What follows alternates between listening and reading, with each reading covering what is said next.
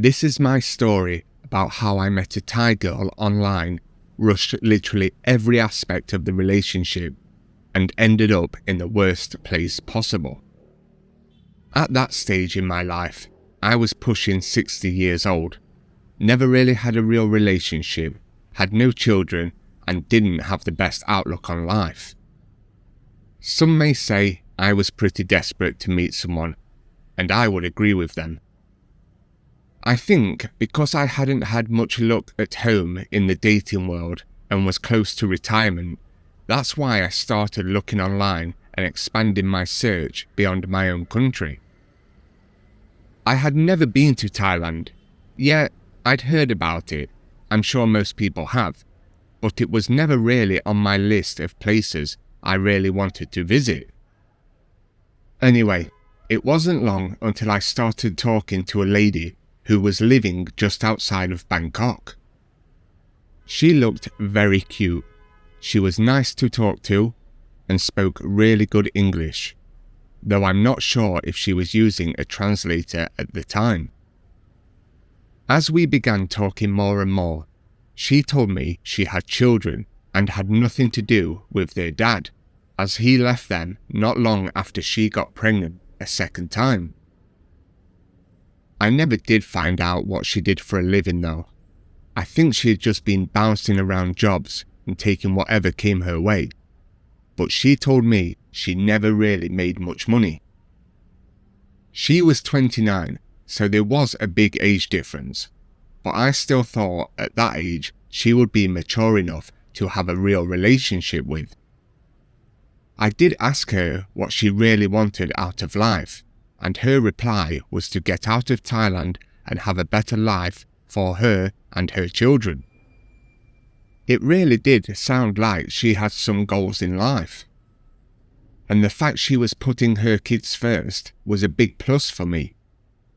I did tell a couple of close friends about this woman I'd been talking to and told them I was considering going over to Thailand sometime if she wanted me to. They seemed happy for me because they knew I was lonely. That was until I told them she was pretty poor and trying to make ends meet for her family. They told me not to send money, as a lot of girls from that part of the world use online dating to try and get money from people in the West. Luckily for me, she never asked me for money, which I am glad about because I probably would have given her some. We talked more and more, and I asked her if she would like me to travel to Thailand to come and see her. She said yes, but she'd much prefer if she could come to me instead. I had to explain to her that it's a lot harder to get a visa to come here than for me to go there. She'd have to jump through hoops, and it's not a quick and easy process. With that said, we agreed that I would go to Thailand first, and if we still wanted to see each other after my trip, then we'd attempt to get her a visa. So after a couple of months of talking and video calling, I did really start to like her, even though I'd never met her. It was the things she said, the attention she gave me, and the fact that she seemed like the kind of person who wanted a better life that drew me in. Not to mention, this was the first time in a long time that a woman had actually shown me some attention and cared for me. It was a totally new feeling for me, and I'll admit, I did love it. I'm not much of a traveller either. I've probably been to 4 or 5 different countries in my 60 years of being here, and Thailand would be the furthest place I've ever travelled to. Although I was extremely nervous, and some of my friends thought I was pretty crazy, I wasn't going to pass up the chance to meet this woman, even if things didn't work out in the long run. In my head, if things didn't work out while I was there, then at least I'd be close to Bangkok and I could just travel there for the rest of my trip. I'm sure a lonely, single old man like myself would have a lot of fun there, especially after reading about these so-called bar girls. We spoke for a few more weeks, and I asked her straight, "Are you sure you want me to come? Because if so, I'd rather come now than wait longer. Are you sure you are okay with everything? Our age difference, the distance, and anything else that might cause a strain?" She promised me that she really liked me and didn't care about anything that might hold us back. She wanted to give it a proper shot, and so did I. I told her I'd come the following week and fly to Bangkok. I told her this on video call, and she was smiling and acting all excited. I did ask her if she could have the day off work and come and meet me at Bangkok airport, as I had no clue how everything worked there or how to even get to where she lived. She said she wouldn't work but needed money to get to Bangkok, which I thought was fair, so I sent her like $50 or something. Nothing crazy, just enough for transport. So the flight was booked, 1 week in Bangkok, and then we decide where else to go for the next week, and then back to Bangkok for me to fly home.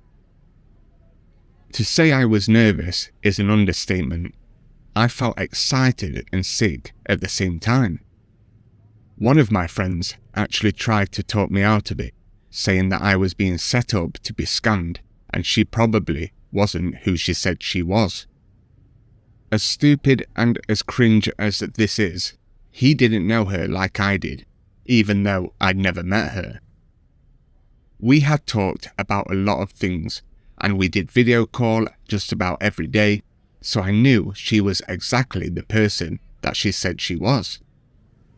It didn't even cross my mind that she was out to scam me until my friends said so, and I just brushed it off because I didn't believe it for a second. From what I already knew about her, she was perfect for me, exactly the type of woman I was looking for, so anything negative that friends would say to me, I just completely ignored. I wasn't going to let her go without even trying. After the long flight to Thailand, which felt like it took a week to get there, I finally stepped off the plane in Bangkok. Reality was now setting in. I got through immigration after waiting for like an hour in the line, thinking that she might have left because it took so long and I didn't have a SIM card to contact her. But there she was, standing there waiting for me, looking more beautiful than I could have ever imagined. She looked even more beautiful than she did during our video calls, and at that moment I actually felt like the luckiest person alive that she wanted to be with me. For some reason, it didn't feel awkward when we met. I felt so much at ease, and I think she did too, probably because we'd been talking for months prior, so it felt like we already knew each other. Her English was actually pretty good. Not exactly great, but good enough. I had to repeat myself a few times, but that's probably because of my accent. After our first meeting, we jumped in a taxi and headed straight to the hotel. In the taxi, we didn't even stop talking. Everything just flowed so well. My first impressions of her was just perfect. She was sweet, nice to talk to, and very touchy, like holding my hand and stuff, something I read online that Thai people don't usually do in public. Once we got to the hotel and I was unpacking my stuff, she video called her mum and her children. I think she was just letting them know that she was in safe hands. I waved to them on camera, but that was it, as they didn't speak much English. Though I watched her talk to them and it felt pretty good, but also sad at the same time. I liked that she was a family person, but it was pretty sad because, looking at them, I could see they lived in a pretty poor environment. During our times chatting online and video calling, I knew I liked her, but actually meeting her in person, I knew then that if she didn't like me, this was going to be hard, because I was totally head over heels for her at that point. It was early evening once we finally got everything settled and got over the nerves of our first meeting, and she asked me if we could go out. The plan was to get some food, a couple of drinks, and then back to the hotel. She took me to a seafood restaurant on Sukhumvit Soy 11, I think it was called that anyway, and then we walked around that area getting a couple of drinks here and there. My first thought of the place, if I'm honest, was that I didn't like it. The area looked dirty, the traffic was insane, pollution was crazy, and I couldn't walk 10 steps on Sukhumvit Road without someone asking me if I needed something. The strange thing was, the people asking weren't even Thai, they were African.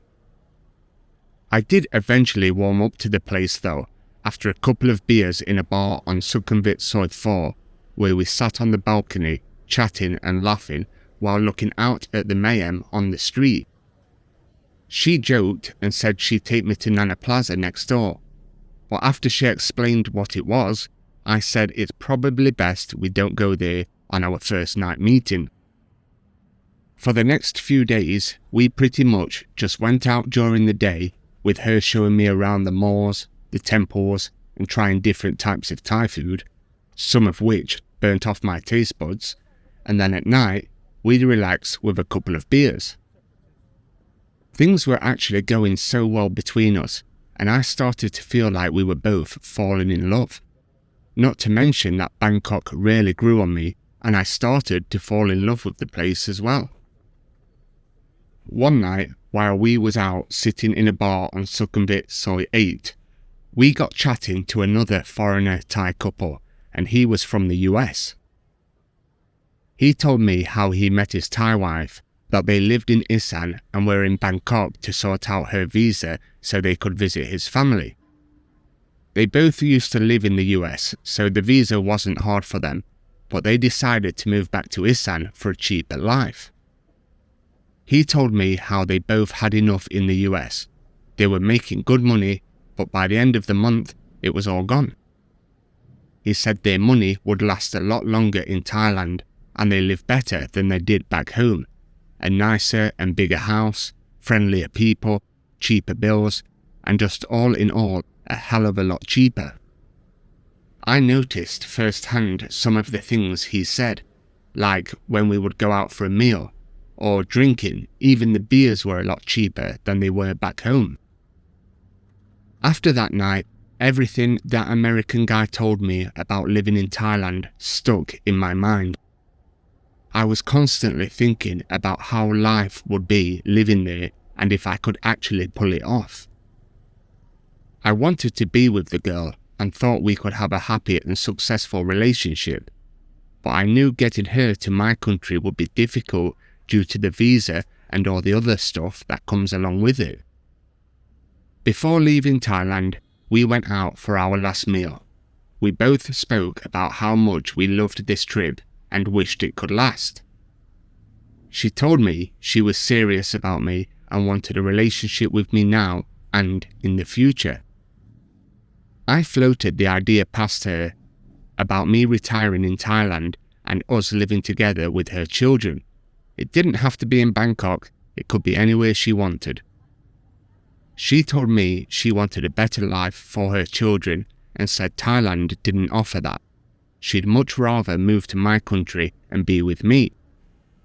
She wasn't against me moving to Thailand, but I understood why she wanted to move out and come to a Western country. And once the kids were old enough, me and her could move back to Thailand if we really wanted to. Returning back to my cold and lonely country was really a punch in the gut. Neither of us wanted this trip to end. She came with me to the airport and it was heartbreaking for both of us. She didn't ask for anything, but I asked if I could give her some money to get home and a bit of spending money for her and her kids, to which she accepted.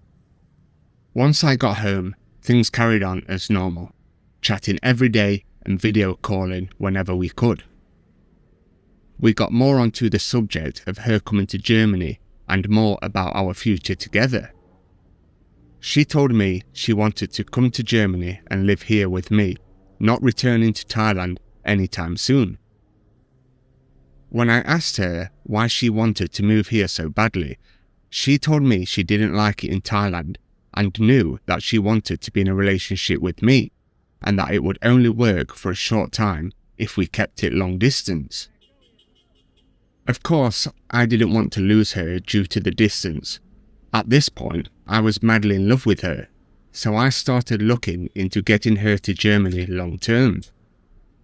The easiest and almost guaranteed way for her to come here long term would be for us to get married in a proper wedding and get a visa done that way. I didn't actually mind marrying her. Like I said, at that point, I was completely in love and thought we made a great match. I couldn't have ever imagined meeting a girl like that. She was absolutely perfect for me. I did tell her about this and the benefits it would have for her if we got married and she come here. Surprisingly, she said she wanted to get married anyway, regardless of whether it helped with the visa or not. Again, she was saying all the right things to me. So we arranged for me to go back to Thailand and we'd officially get married. And before I knew it, I was back on the plane heading straight there. Against all the warnings from my friends, we went ahead and got married in Bangkok. A proper marriage, I might add. Not one of those Thai types that aren't exactly official. Back home, I started working on the visa straight away, getting all the paperwork, the proof, and everything else that was asked for. It really was a difficult process. I don't want to get too political, but certain people can come to Germany easily, get everything paid for and live a happy life. Yet people who actually want to come here in a legit way have to go through the proper process. We were told the visa process would take around 8 to 10 months. Although that was a long time, it gave us enough time to keep working and saving money for the future. I wasn't quite ready to retire just yet anyway. Because we were both saving, we agreed that I wouldn't take any more trips to Thailand while we waited for the visa, as that would keep costing us money. And now that she was technically my wife, I supported her financially. I wanted her to spend as much time with her family as possible, because at first she would have to come here alone. Plus, she didn't have a steady job, so I knew saving money for her would be difficult. I didn't support her a great deal, maybe €1,000 a month, just to keep her going. Finally, the visa came and she was approved to come to Germany. We were both excited as we read it out together on video call. Everything was starting to feel real now. Could my life actually be looking like it might be going somewhere now? Better late than never, I guess. I can remember waiting for her at the airport, a bag of nerves, feeling like a complete wreck. I still remember seeing her and her reaction to the German weather. It was a funny but very lovely moment thinking back. The first day together, we just drove around. I was showing her things like the grocery stores here, the streets, and the cost of everything. She couldn't believe how expensive things were here compared to Thailand. But she loved seeing everything, constantly grinning and saying how different it was back at home. This was her first time out of Thailand, so it was great to be sharing this experience with her. I could tell she was really happy to be with me, and that night she really did show her happiness when we got back home, or should I say, our home. With her coming here on the type of visa she was on, she wasn't allowed to work legally, so the only income we had was from me. We came to the agreement that I would continue to give her that €1,000 a month so she could send it home to her family while she wasn't working. And while we were in Germany, we'd live from my income. It felt like the right thing to do at the time, and I didn't want her to worry about her family back home. I wanted her to be happy here and not miss home and end up leaving. supporting her financially was the manly thing to do. From then on, things were pretty good. Thai women make really good wives and are very caring. All my friends and what little family I had really liked her and approved of everything once they got to know her. She was always cooking, cleaning, taking care of me, and showed a lot of respect to everyone. She knew I was working hard, and since she didn't have a job, she tried to do whatever she could around the house to help out. I couldn't believe that me, a 60-year-old man, had this beautiful, perfect Thai woman as my wife. It always felt so good when we were out in public and I could show her off. One thing I struggled to get used to, and what she struggled with as well, was the food. She would cook Thai food, and most of it I couldn't eat. It also took her a while to get used to the food I eat, but other than that, life was perfect. This went on for a while, and eventually she was able to start taking German classes at a school. Things were looking up, but you know when you have a gut feeling about something, that something is wrong? Well, that was happening to me. She didn't directly tell me anything was wrong, and I just thought maybe she missed home or her family or just life back home. When I asked her about it, she did admit that she missed home. She said I hadn't done anything wrong and she still wanted to be with me, but she wanted to go back to Thailand. I fully understood, to be honest. Moving from Thailand to Germany, where she didn't know anyone, didn't know the language, and everything was just different. I wasn't against the idea of moving to Thailand, really. I was about to retire, and we had quite a bit of savings by now, so we made the decision together to move there. The only smart thing I did in this whole story was not sell my house. I kept it just in case things went south, and sure enough, that's exactly what happens later in the story. We arrived in Thailand together. I was only on a visa exemption entry. There was no point in going through the whole process of getting a proper visa just yet. I thought we were going to get a nice condo in Bangkok or something, like we'd spoken about before. But after we visited her family, she wanted us to get a condo close to them, as she wanted to be near them. I'm not a snob or anything, but the condos around that area weren't really much to look at on the outside, and the inside was even worse. But if it made my wife happy, then so be it. After 2 months of being there, I extended my visa, as I was starting to find myself settling in a bit more and being a bit more comfortable. The problem was, we were going through a lot of money, and I didn't even know where it was going.